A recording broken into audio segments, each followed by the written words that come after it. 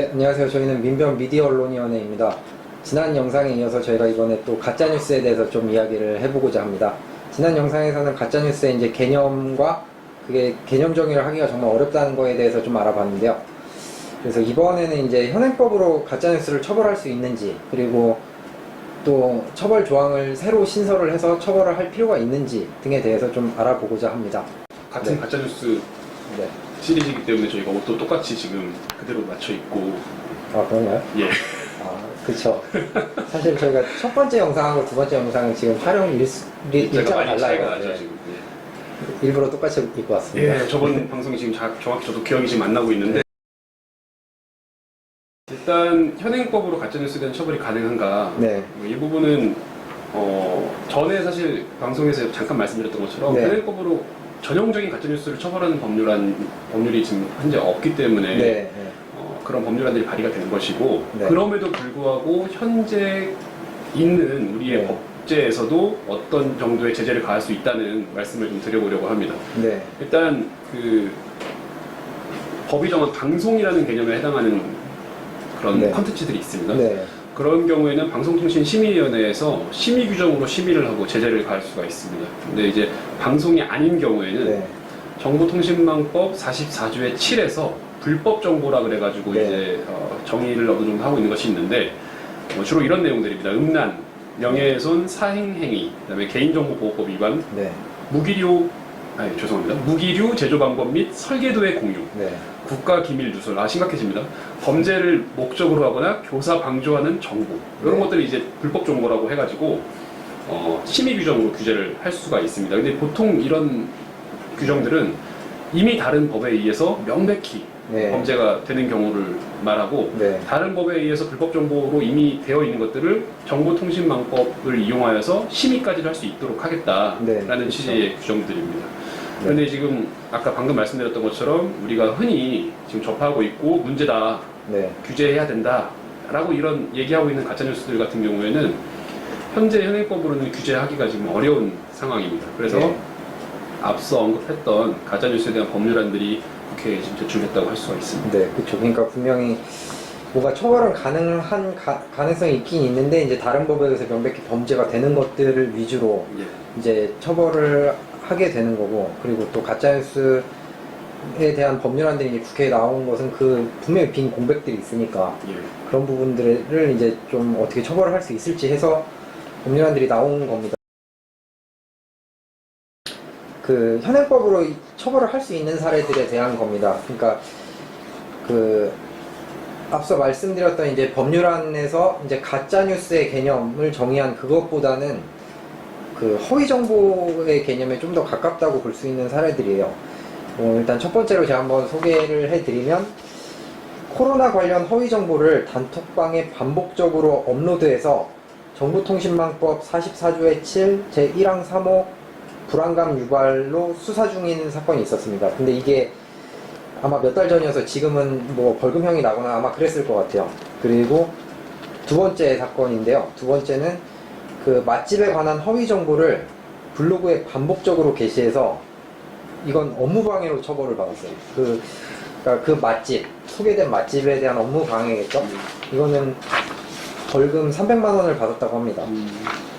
제가 조사한 건 이 딱 두 가지고, 예. 이런 경우 외에는 사실 어떻게 딱히 처벌하기가 조금 애매해요. 가짜뉴스 같은 경우. 그렇죠. 현재 법률안에 어떻게 보면 가장 큰 맹점이 결과적으로는 피해자가 있는 범죄냐 아니냐는 범죄냐, 죄송합니다.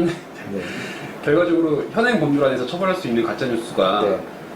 보면은 피해자가 특정될 수 있는 문제들은 네. 같은 경우에는 현행 법률로도 처벌을 할 수가 있습니다. 그렇죠. 네. 가짜뉴스를 유포해가지고 누군가 특정 개인이 명예훼손을 당한 경우, 그런 경우에는 좀 전같이 예, 업무가 예. 방해된 경우. 예, 그런 아니면 말씀하신 네. 것처럼 업무가 방해된 경우, 네.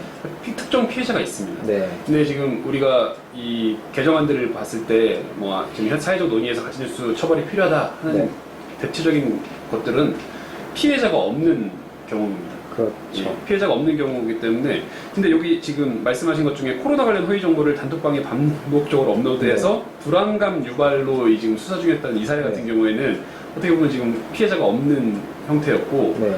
이 피해자가 없는 형태에 대해서 이런 지금 제재도 가능하다는 게 네. 좀 흥미로운 지점인 것 같습니다. 네.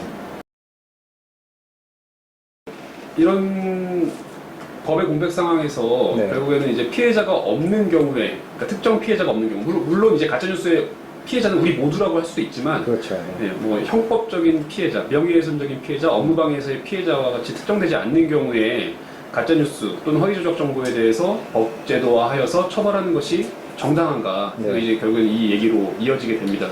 그렇죠. 예, 가짜뉴스라는 정의가 뭐 중구난방이고 어렵다 얘기를 하고 있는데 어쨌든 간 사회적 공감대, 필요성에 대한 거는 공감대가 있단 말이에요. 그럼 그래서 처벌까지 나아가는 것이 타당하냐? 네. 일단 예전 얘기를 한번 말씀드리려고 합니다. 예전에 그런 법이 있었다고 합니다. 전기통신기본법 47조 1항. 네. 소위 이제 미네르바 그쵸, 사건에 대한 그 헌법재판소의 네. 위헌 결정 사례인데, 당시에 이제 전기통신기본법에 공익을 해칠 목적으로 네. 전기통신 설비를 이용해 공공연히 허위의 통신을 하면 네.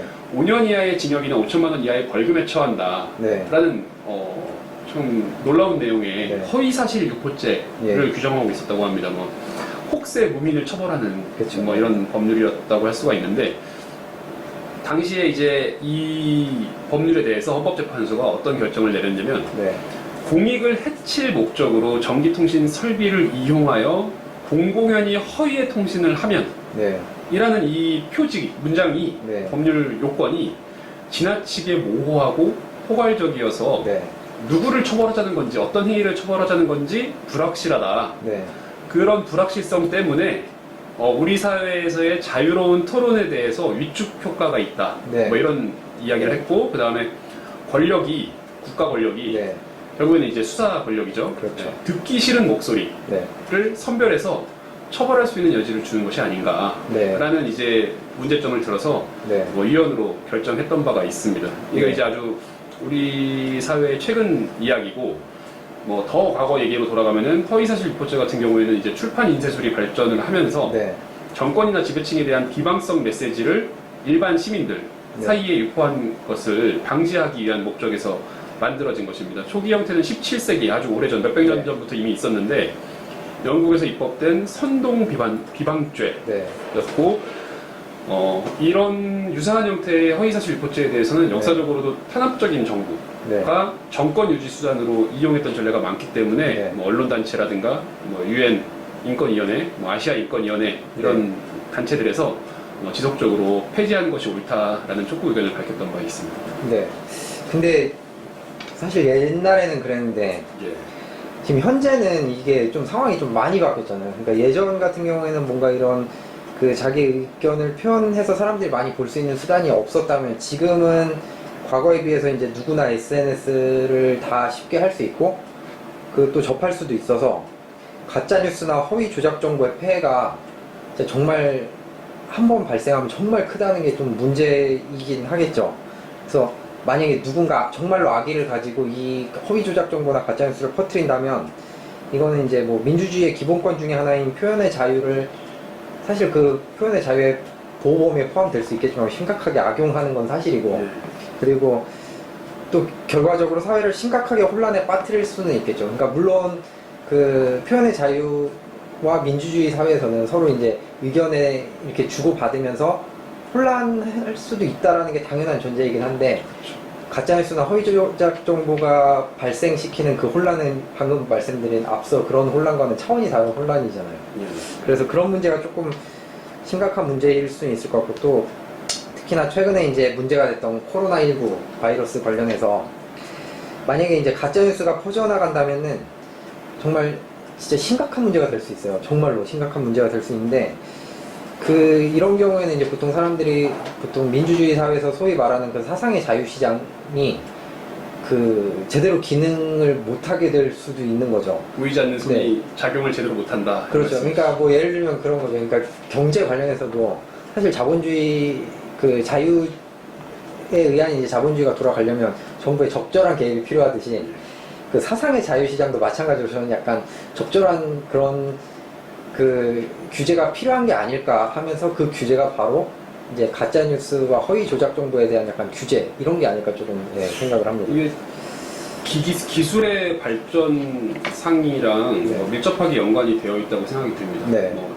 종이라는 것을 우리는 지금은 너무 흔하게 접할 수 있지만 네. 몇백 년 전에 종이라는 것은 아주 귀한 물건이잖아요. 그렇죠. 그걸로 또 출판을 하고 그걸로 이제 여론을 형성하고 그런 과정에서 지금은 이제 뭐 라디오, TV, 지금 인터넷, 네. 이제 스마트폰을 이용한 인터넷까지 이제 온 상황에서 누구나 정보를 생산하고 유통할 수 있는 세상이 되었다는 것이 네. 큰 차이점인 것 같습니다. 그리고 이 당시 이제 과거 미네르바 당시 판결, 네. 지금 그 가짜뉴스 처벌에 대한 얘기들로 이걸 다시 돌이켜 보면은 네. 제 기억에 이거는 이제 언론의 형식을 취한 정보 유통은 아니었던 것으로 기억을 합니다. 네, 어떤 그렇죠. 특정 개인이 네. 특정한 사안에 대해서 네. 의견을 제시했던 네. 것이고 그런 의견 제시까지도 처벌하는 것은 하지 말자는 취지의 판결이었던 거거든요. 그렇죠. 근데 지금 같은 경우에는 누구나 언론이 처벌을 하면서 정보를 생산해서 유통해버린다는 네. 거죠. 네. 그런 의미에서는 이제 또 이 처벌의 필요성이 네. 공감대가 있을 것 같습니다.